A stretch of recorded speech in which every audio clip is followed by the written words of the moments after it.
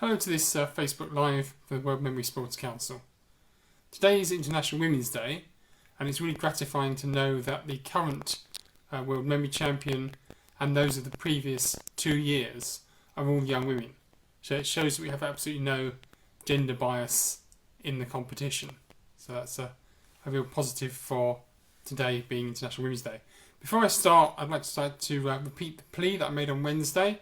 We've got the UK Open Memory Championships, which is going to provisionally take place on the 27th and 28th of June. And we're looking for a really stunning venue to hold that in.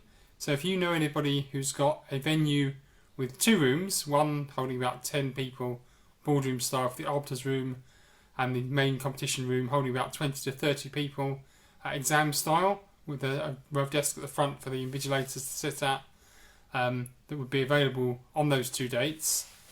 Please let them know that we're interested. I'd love to get in contact and talk to them about that. Obviously, we'd like to make this a non-profit event, but we need to make sure that the room costs, if any, are within our budget from the entry fees.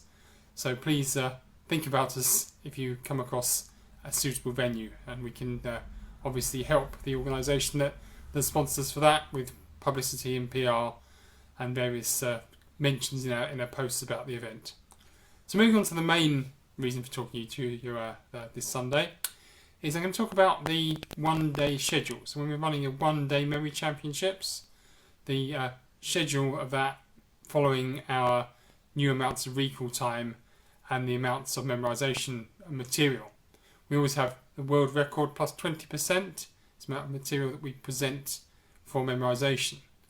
So in one day we start at 8:30 in the morning with registration and welcome message, physically sitting down to do the first discipline at 9 o'clock. That's abstract images. We can provide 20 pages of images, that's the world record plus 20%. But of course, if the competition is such that the competitors are not at that level, 20 pages is a lot of printing, so we can provide less than that if that's appropriate for the level of competitors. It's obviously important for them to have enough information to do their best, but not being giving unnecessary information that they'll never get to when they're memorising. So images, 15 minutes memorisation, 30 minutes, 5 minutes recall, and then at 10 past 10 we move on to binary numbers, second discipline. 5 minutes memorisation with 47 rows of binary digits, ones and zeros, and then 20 minutes to recall the information from that one. Then we have 15-minute break, 10:40 till 10:55. 10:55 we start names and faces, 58 faces, 5 minutes memorisation and 20 minutes recall. Short break, and then 11:35 we start speed numbers, 19 rows of digits with 40 digits per row, 5 minutes memorisation and then 20 minutes recall for that. This then takes up to lunchtime, so you have an hour for lunch, 12:10 till 1:10.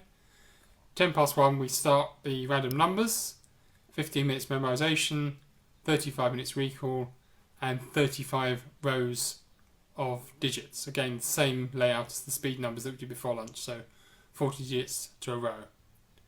Then 2:15 till 2:45, random words, 156 words, 5 minutes memorisation, 20 minutes of recall time. Then 14:50, 15:45 is the cards. Obviously the number of decks of cards is at the competitor's discretion. Current world record is 8 decks, but they can choose how many decks they want to attempt. 10 minutes to memorise and 30 minutes of recall time. So it gives plenty of time to write them down and check they haven't made any mistakes. Then we have another 15-minute break, 15:45 to 1600. And then it's 1600 hours.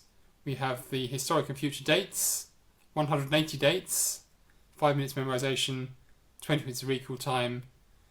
Takes us to 1630 when we have the spoken numbers, 2 trials. First trial, just to get some points on the board, is 100 spoken digits, 1 a second. And then we have the world record plus 20%, which is 656 numbers for the second trial.